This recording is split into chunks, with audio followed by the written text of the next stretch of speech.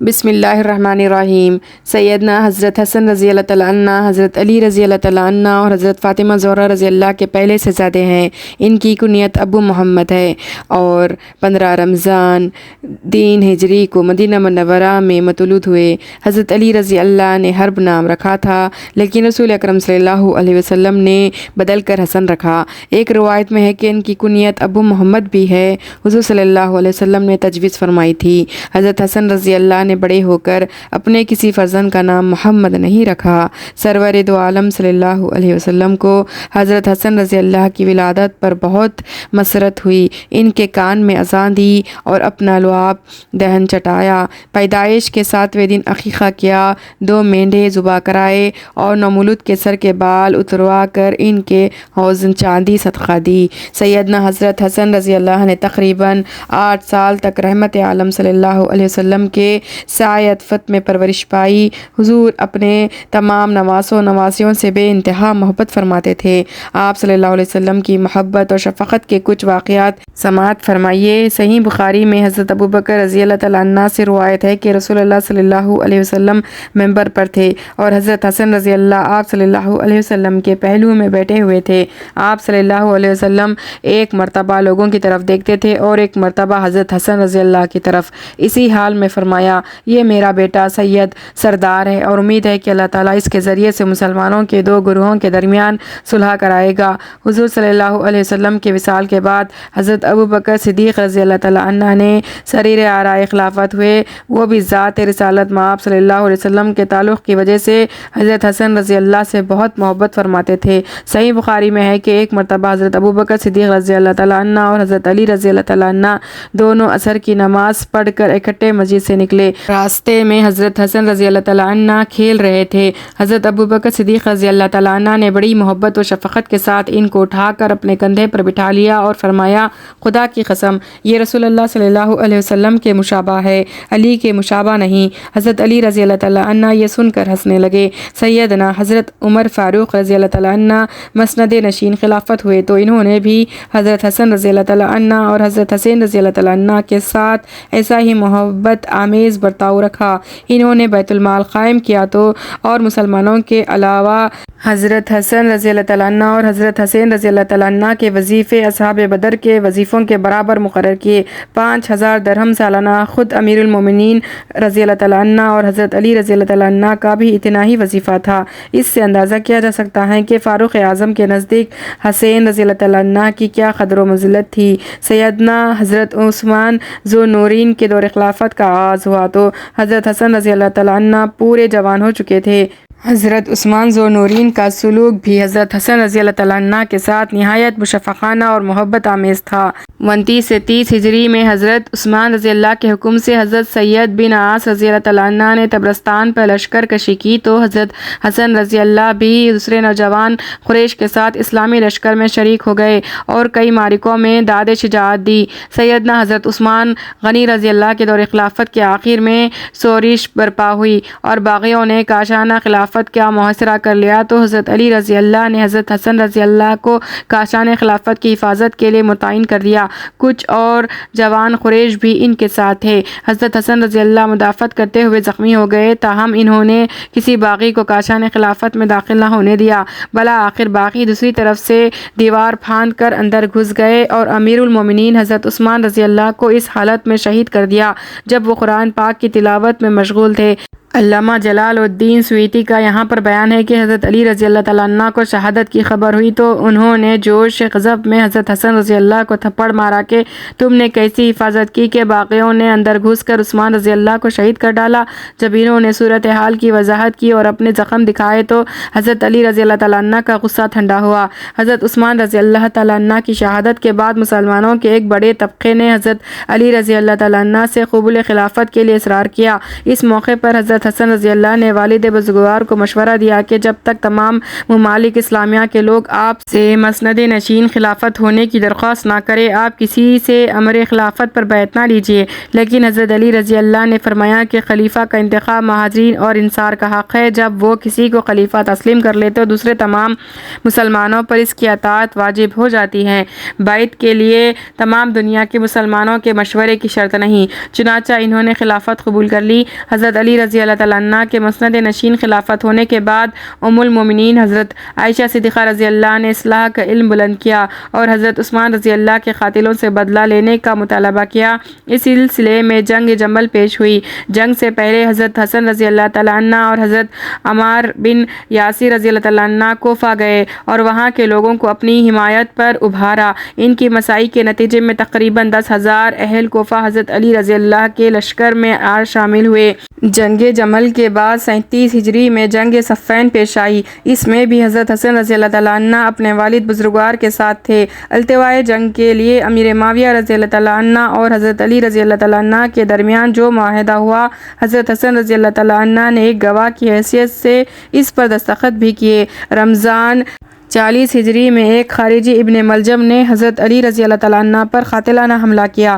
زخمی ہونے کے بعد وہ 3 دن زندہ رہے۔ اسی اثناء میں ان سے حضرت حسن رضی اللہ تعالیٰ عنہ کی جانشینی کے بارے میں استفسار کیا گیا تو انہوں نے فرمایا، نہ میں حکم دیتا ہوں نہ روکتا ہوں۔ تیسرے دن حضرت علی رضی اللہ تعالیٰ عنہ واصل بحق ہو گئے۔ ان کی تجہیز و تکفین سے فراغت کے بعد کوفے کی مسجد جامع میں حضرت حسن رضی اللہ تعالیٰ عنہ کے لیے بیعت خلافت ہوئی۔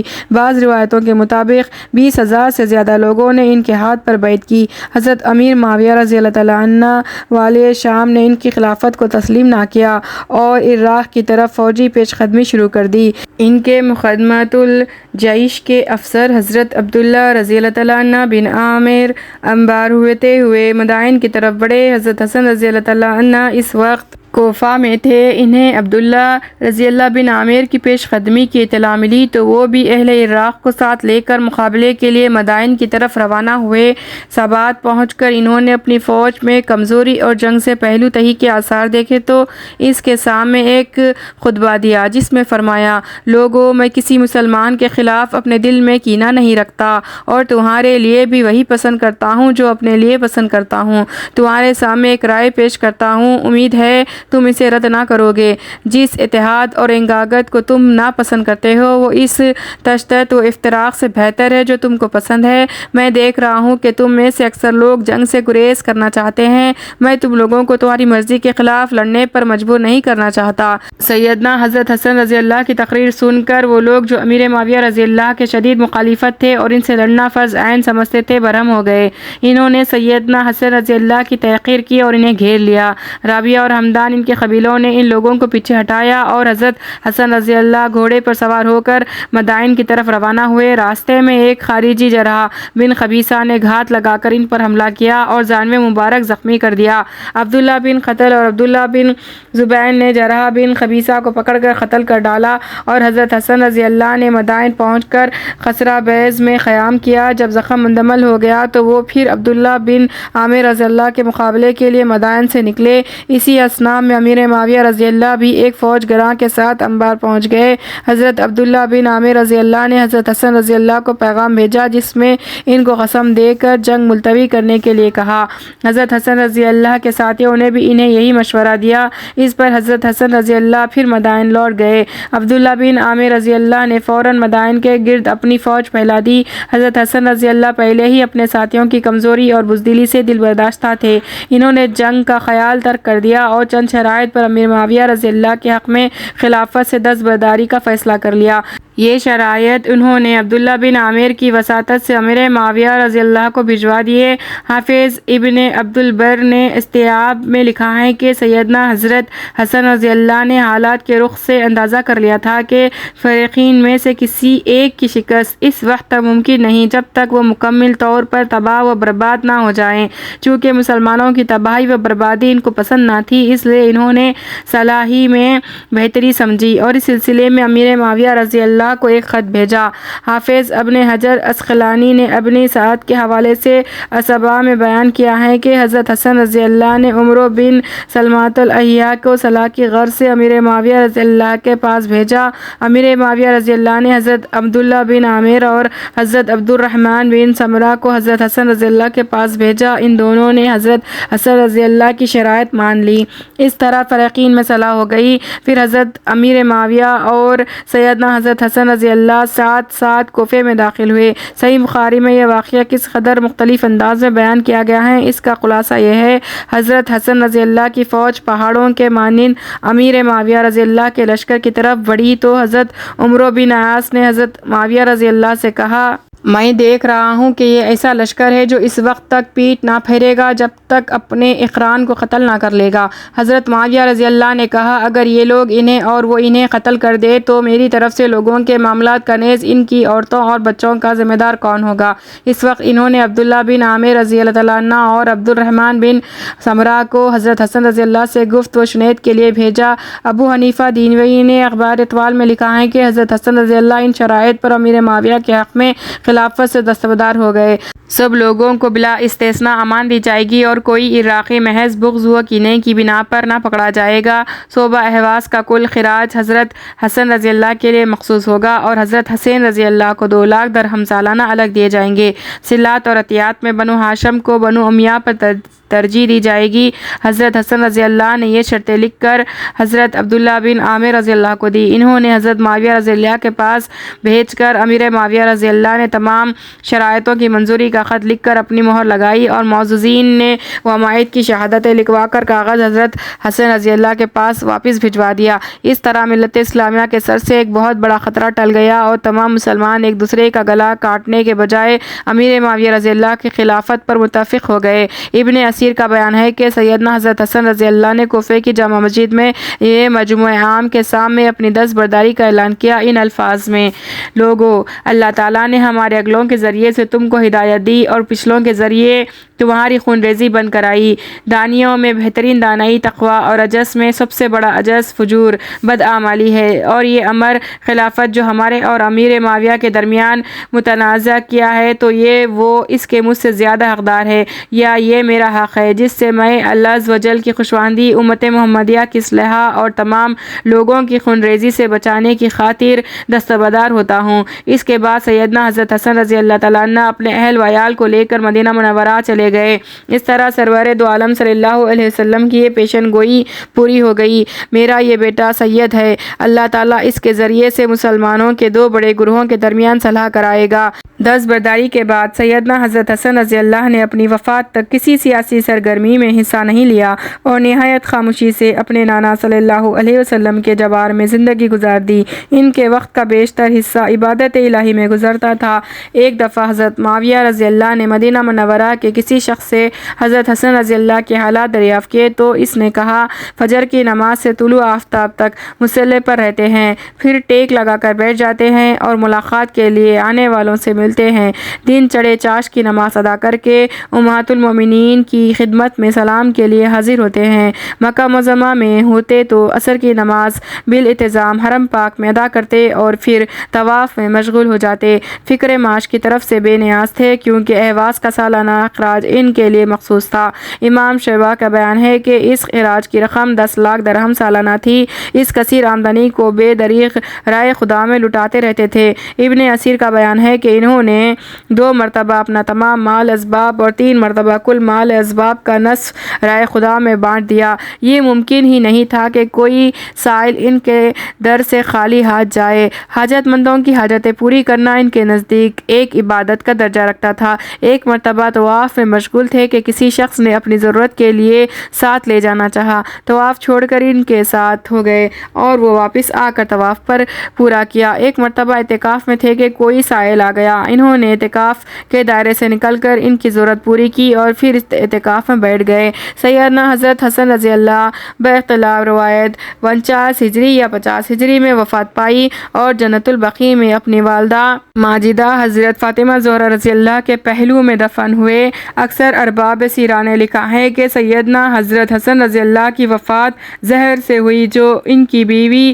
جعدہ بنت اشعث نے کسی وجہ سے دیا۔